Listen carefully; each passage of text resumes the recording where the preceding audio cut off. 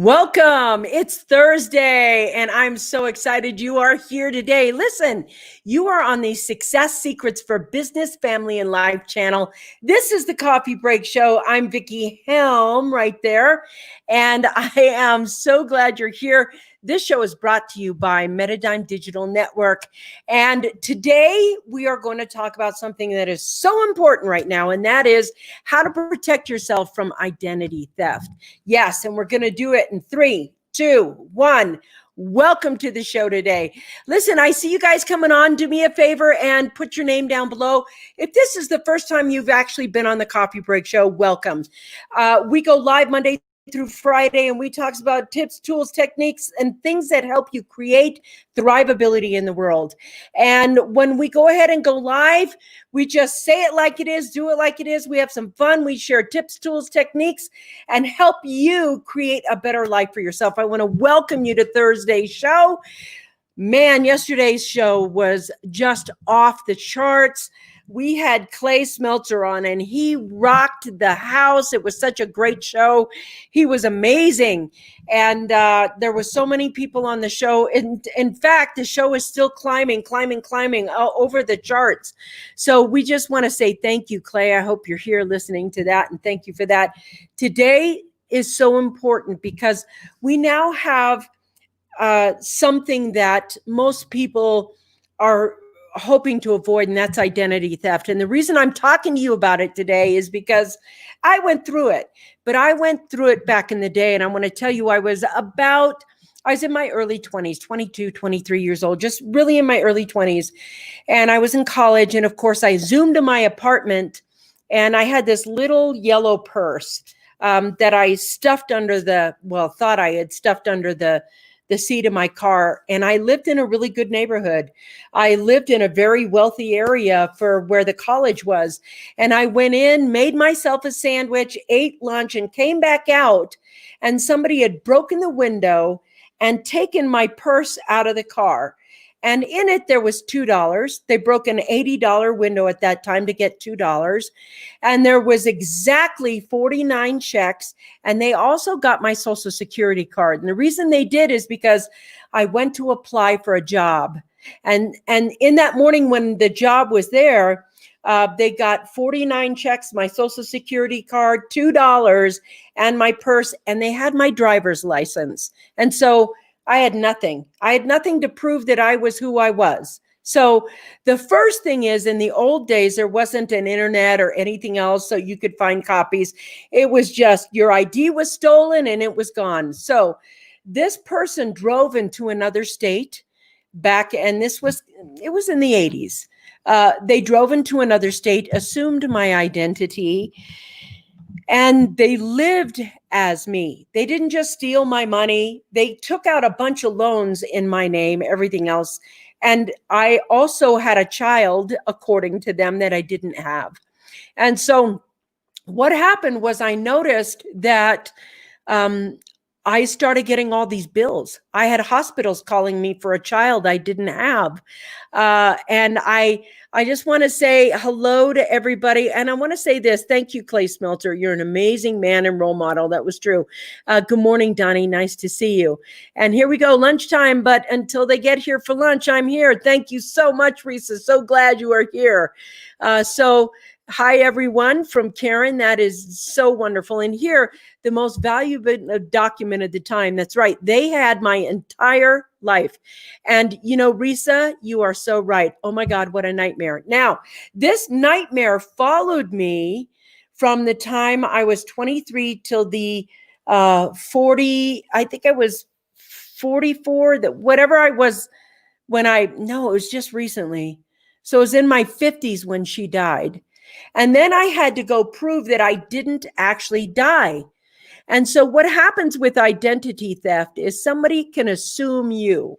Now, I don't know if you know this, but back, I can't think of the dates, and it's in the 2000s, and I'm going to give you a piece of data from this book where Experian actually sold our identities two people in Thailand. They didn't know they were doing it. Somebody else had to find out and stop them.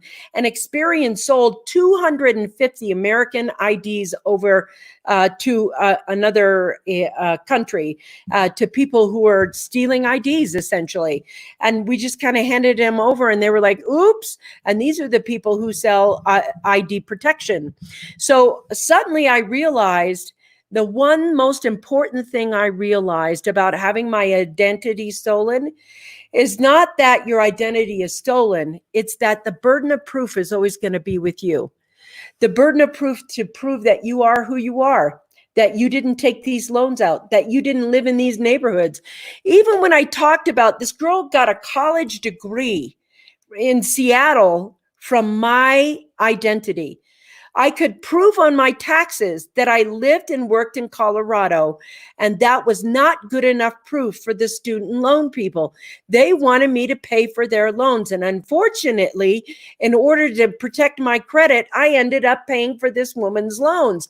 And I'm talking that was probably about $45,000 to $55,000, somewhere in there, of somebody else's loans. And so right away, when you're looking at that thing, all I knew is as long as I could not prove that I didn't, and even though the proof was there, it's not always accepted. And so what I'm looking at today, what I want to tell you is I want to give you 3 things that you can do right now to protect yourself from identity theft. And the first thing that you can do to do that is stop playing those stupid quizzes and answering those, what kind of potato are you? Or what kind of tomato are you? Or what kind of Mr. Pumpkinhead are you? Or what kind of entrepreneur are you?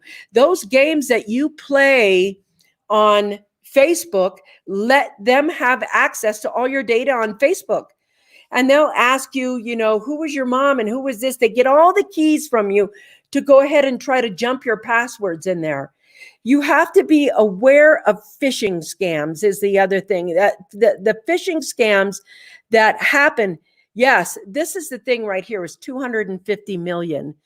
In fact, it's actually thought that every American's identity has been stolen once, at least once. So, excuse me a sec. That right there should make you all alarmed. Like, everybody's identity has been stolen once, at least once. So there are scams right now where if an identity, where if they steal your identity, they target people who've got a lot of equity in their home. Like their home is almost paid off and they almost own it. Then they attempt to steal your identity by playing these phishing games with you where you give them all access to all your passwords, everything else. Then they go in and they do a quick deed to the title of your home, and then they take out loans in your name on your home, everything else. And you're stuck with this debt and having to prove that you didn't do it. Now, I'm going to say this, and this is just me. I don't think the law is on my side. I think the law was created to control what my abilities are to do. So this is it right here. The burden of proof is always on you. And no matter what you do, if you're not protecting yourself from that identity thieving, this is the thing that haunts you. Because every time somebody has a baby, every time they go, they don't talk to each other. It's not like the hospital talks to the college. You talk to the marriage person who talked to the car dealer, and they went, oh, somebody stole their ID. Suddenly you're getting I didn't buy a car. Come over, take your car. You think I have your car at the house? Come over to the address you have and see if your car's there. I didn't get it. Or, it's interesting. It is interesting. There are tests to prove that you are the parent of a child, but there is nothing that proves that you didn't have a child. And the thing was, I remember all these surgery bills coming in from a daughter of mine. And I remember the first time somebody called me from the hospital because, I was in my early 20s. I could have had a kid, a young one. And they were like, this bill for your daughter. And I was like, daughter? What daughter? Because I didn't have a daughter then. And so the thing is, proving that I didn't have a daughter was actually harder than proving I did have a daughter. And so I was like, come over, take the child if you want, come over to the house.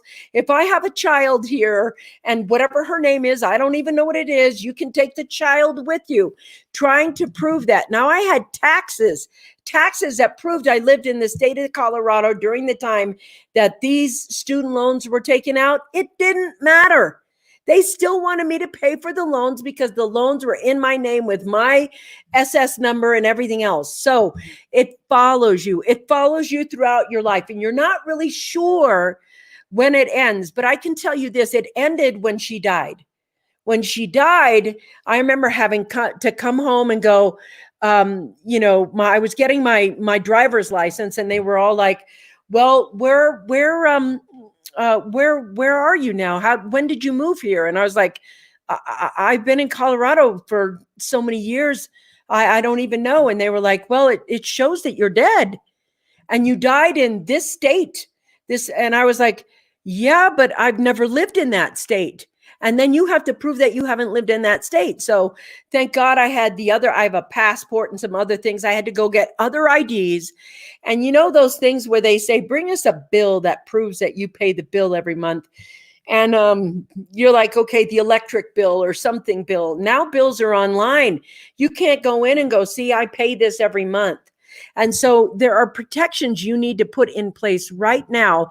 And I've been working on this project with Scott Stevens, and it's a really big project because right now, all we're looking is at job losses, but we're not looking at the possibility of governments collapsing.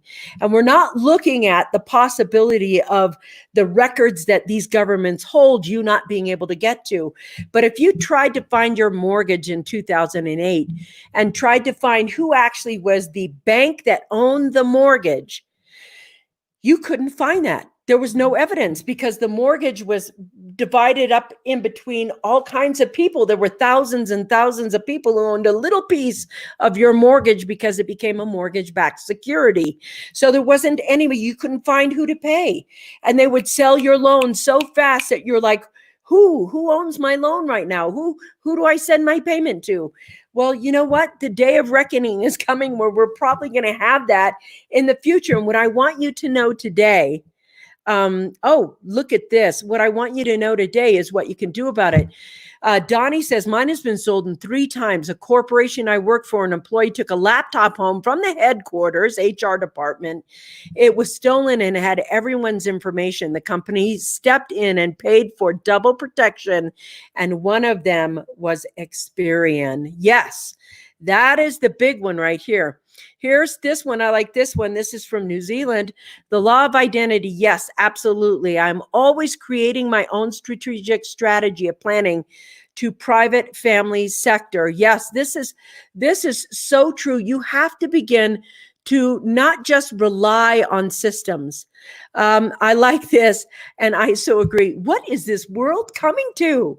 I know it's kind of been this way for a little while, but we're just talking about it today on this show. I want to let you know that I've had many stressful nights. I've had litigations for things that I did not do, I did not have, I did not take. And there's one thing that I can tell you the most, the heartbreaking part of it. It sucks to be blamed for what you didn't do. It sucks to be sued for what you've never done. It sucks to have that kind of burden. Now, here's the thing that I know, and I want to tell you the truth. The law is not in your favor. It's not. It's so corrupt right now, in my opinion. And why I think it's corrupt is because when you go to get a lawyer and get legal help, it's about how much money you have to complete the process. If you don't have enough money to complete the process or the litigation, you're going to end up taking the blame and settling out of court. That's just the nature of the beast. So right now, it's like law is about profits. It's not about justice.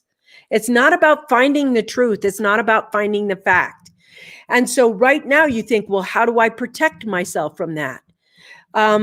it's like one of those things that you protect yourself is that you have to have burden of proof, and you need to create your burden of proof now where you can date it, where you can say, no, I took this document and I did this on this date at this time. You have to have an evidence portfolio. And so you can go back and back and back and back. And the other thing is, I'm not too sure about things like, identity protection, because Experian sells identity protection, but look what a big hole in the boat in their identity protection. Interesting. One way to reduce identity theft is to not play those online Facebook quizzes. What kind of Disney character are you? Or what kind of celebrity are you? All of those are phishing games to get information and data from you so that they can go ahead and tap in or break into your accounts and find some things there. Just want to say good morning from Leven, New Zealand. Nice to see you in, my friend. So what I want to say is this right here. It was impossible to go back 20 years to get the details and paperwork they needed to prove it wasn't her. It was cheaper than getting a lawyer and less stressful. And that's the choice you have to make right there. That's the choices of right now. And I like this. Is that the upside to having crappy credit? Yes. Yes, yes, yes. I think credit is the biggest scam in the world ever played. And you know me, I'm like, credit isn't crap. It's the ability to ask you if you can borrow more money. You need to learn how to make more money, not borrow more money. The more money you make, the less you need them, the more you are off. I like this. This is truth. Credit scores basically worthless. This is another scam. Not even example. This is just a scam like this over here. Yes, it is. I don't know if this is Ryan, but I'm guessing it is. Thank you for sharing your story. Thank you.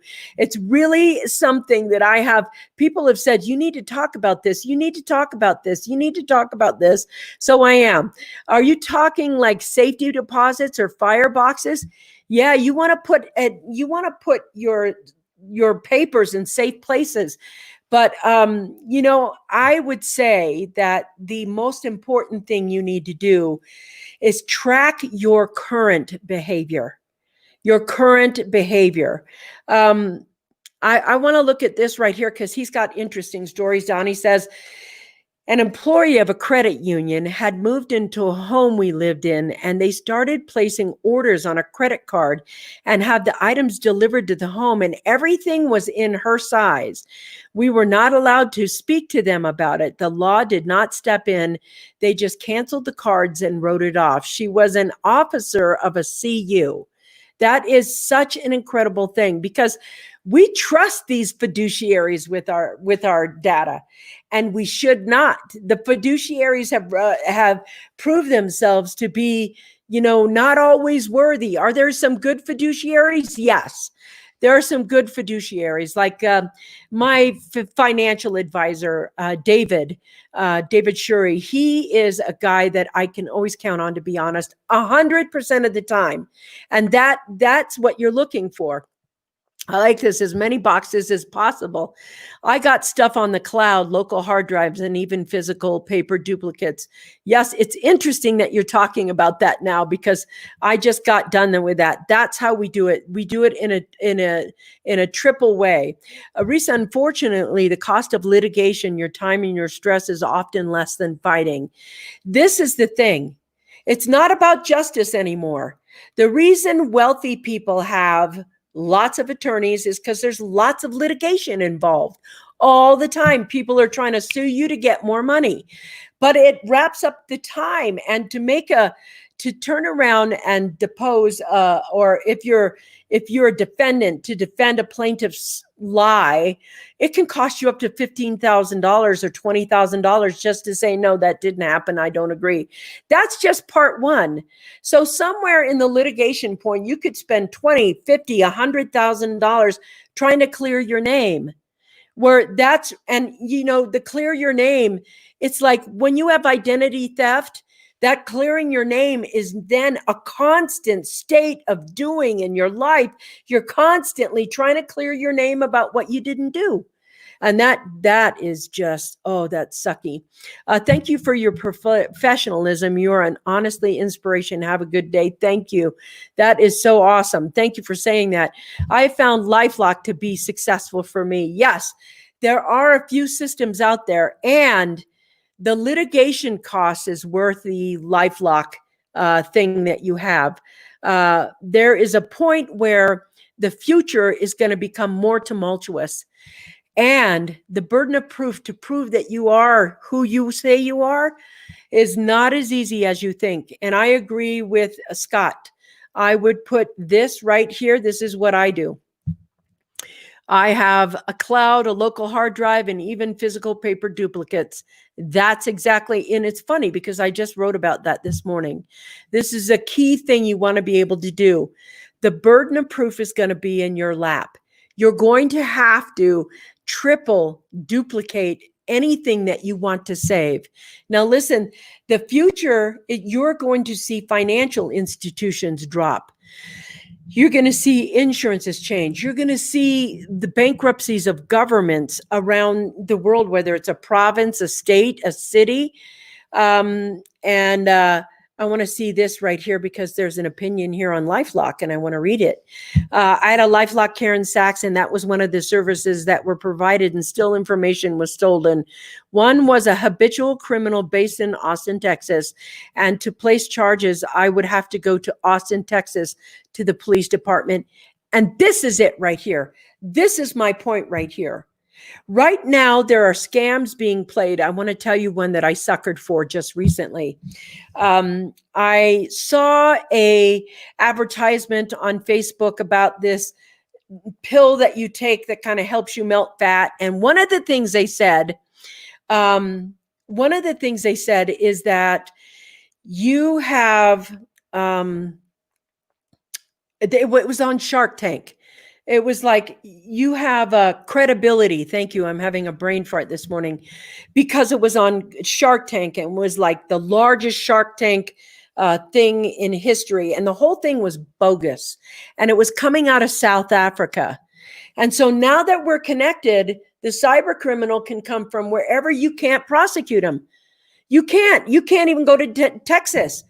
You're certainly not going to Russia or China or South Africa to go find that one dude who lied to you and stole your money. And so what ended up with the scam that was interesting, they sold you the pills really cheap. And then they put you on a program that cost $188 a month until they drained your credit card. And I was like, it took me seconds to find this. So then I did a Facebook Live. I filmed it and I said, look, you're on Facebook Live right now. And I'm filming you. I want this canceled, moved, blah, blah, blah, etc. So even though you have to be discerning in everything you do right now. And if you buy foreign, it doesn't mean you get a refund. You most likely won't. And here's the key thing. As long as you're living in a country that has a strong currency. So the euro, the pound, the dollar, anytime you live in a strong currency, because nobody's trying to scam anyone for pesos. They want money that has power. They want money that has some sort of value in the world. And so those are the countries that are going to get hit with these kinds of scam. You're going to get hit with these kind of phishings.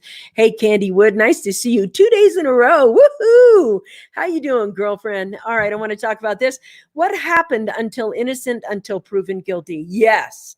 Now it's the burden of proof is with you. What happened innocent until proven guilty? This feels like it falls in the same bucket. Yes, it does. It's unfortunate. It's true. And justice right now is not justice. And as we move forward, I think it's going to become more chaotic because remember in 2008 when every single mortgage company went belly up. Fannie Mae went belly up and they had to be rescued. And a lot of them weren't. They just closed. Some of the biggest, mortgage lenders and everything else, they're gone. They're just dissolved. And so are your records. So one of the things they don't care about. If your records are gone, you better have some proof that you have them, that you have ownership.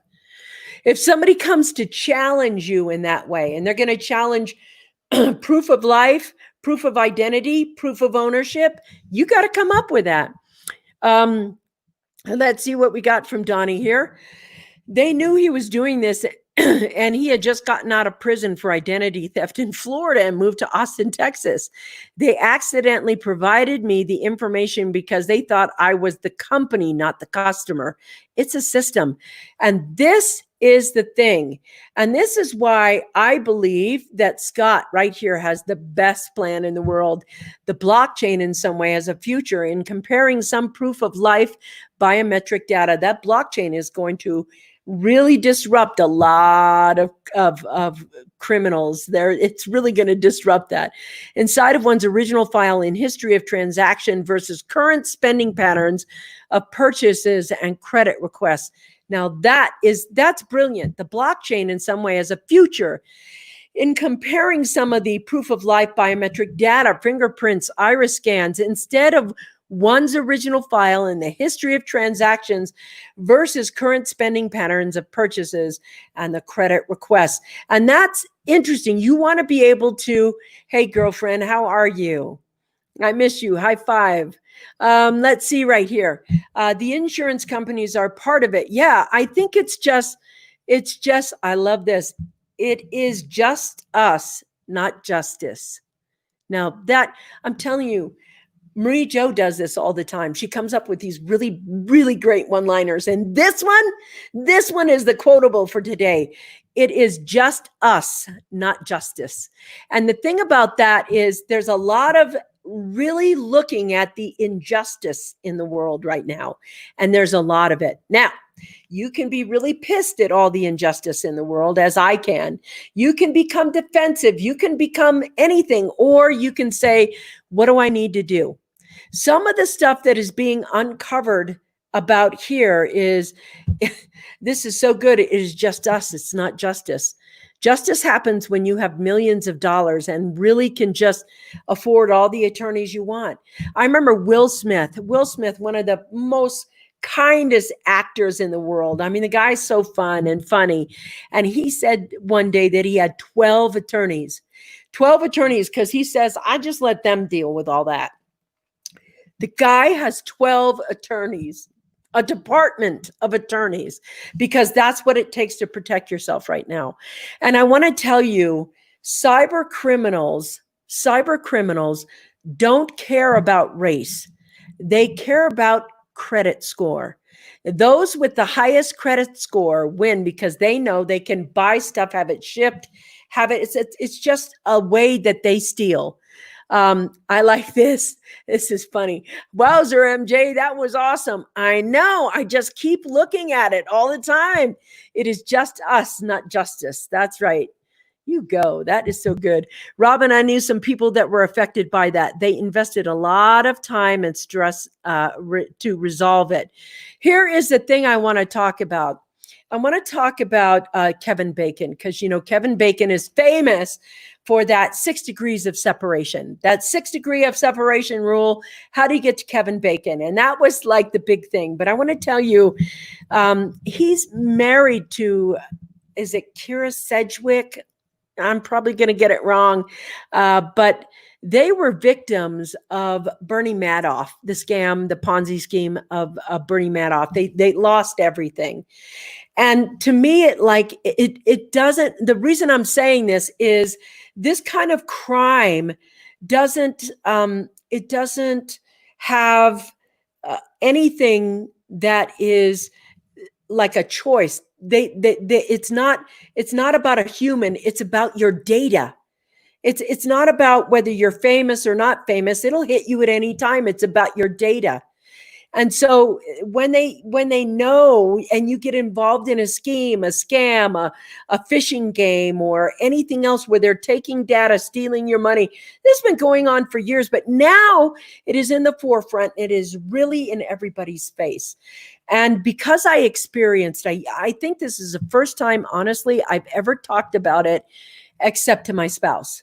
I've never talked about it. And I want to let you know, just recently, I'm going to tell you, I'm going to give you an inside look at my life, because after I went through this, I'm trying to be as vulnerable and open as I can, as revealing as I can, because I don't want it to happen to you. I don't want you to go through what I went through. But even just recently, somebody broke into a platform where I keep a portfolio of assets on, and they stole 40% of my assets, as well as thousands and thousands of other people's 40% of their portfolio, and some up to 60%. And so I got a big chunk of money lost in the ethers. And you can be angry, you can regret, or you can do something about it. And that is to protect yourself. And, right now, I just think there is going to be times in your life where, even though you buy protection, it doesn't mean you're protected. And so we're moving into that chaotic period. So I suggest the 3 things that Scott suggests that we worked out together, that we put in the book, that he does. I triplicate it right now. I call it triplicating. I get a hard copy of that, then I get a digital copy of that, and then I get a cloud source of that. And I put I have 3 places where I can access it, because I don't know if this is going down, or this is going down, or this is going down. And so if you take every single one of your papers, everything that you do, because you got to know the burden of proof is going to be in your lap. It's not just us. It's not justice. It's just you. You're going to have to protect yourself right now. And that uncertainty, yes, this is it, triplicating it, a new Vickieism. Thank you. Like this, we buy protection from the mob. This way, nobody messes with us. Yeah, I like that. That was funny. Robin, I knew some people were affected by that, and they invested a lot of time and stress to resolve it. Yes. These are the kind of things that we want to protect ourselves from the future. And I want to let you know that as things start to collapse, there is going to be more cyber things than the cyber things, that cyber attacks that people are going to go through. Ooh, I want to put this up because there's always a good contrarian voice. People with the highest credit scores win. Therefore, they are not the most vulnerable to scams and frauds. Paying cash and not relying on credit cards and loans keeps us safer than living our lives based solely on credit. I totally agree with that. And I also think that is also why they're trying to, I need a break here. I also think it's why they are trying to remove cash, because cash doesn't rely on these systems over here. So keep paying cash and not relying on credit cards and loans keeps us safer than living our lives based solely on credit. That's right. Living on credit means living out of your means. No one needs a $30,000 car. That's correct, actually. That's really true. Nobody needs a $30,000 car. You don't buy a $30,000 car because you need it. It's unless you're ego driven that way. But yes, that is so true. Right here, great assessment, Candy, and I agree with that. That was a great assessment. What happened to innocent, proven innocent before and proven guilty? Before proven guilty. You're innocent before proven guilty. You have to, the burden of proof is now on you. It is not that you're innocent. And to save yourself time and hassle, to save yourself time and hassle, you really want to be living. I agree with Suzanne so much. And, we've talked about this, Suzanne and I really agree with her. I think the credit score, I've always told you guys, it's BS. It's the thing that hooks you to the system. And the first thing you want to do if you want to unhook yourself from the system for reals is let go of those system things that they get you hooked into and living within your means. And there's something, even if you're making a lot of money, there's only so much you can buy. I mean, you keep buying and buying and buying and buying. And I know this because at one point I owned 3 houses in a condo, and that's not fun. Simplicity is everything. Sit it out, girl. That's right. Simplicity is everything. Yeah, I love you too, my friend. You're rocking. This right here. Follow the money is definitely the path of the investigation. So make yourself safe. Keep yourself safe. Do this right now because things haven't begun to fall apart. We're seeing the tip of it. So you want to protect yourself right now. That's what I have for you today. Hang on, let's go. That's BS. Every lawyer I know agrees that you are guilty until you're proven innocent.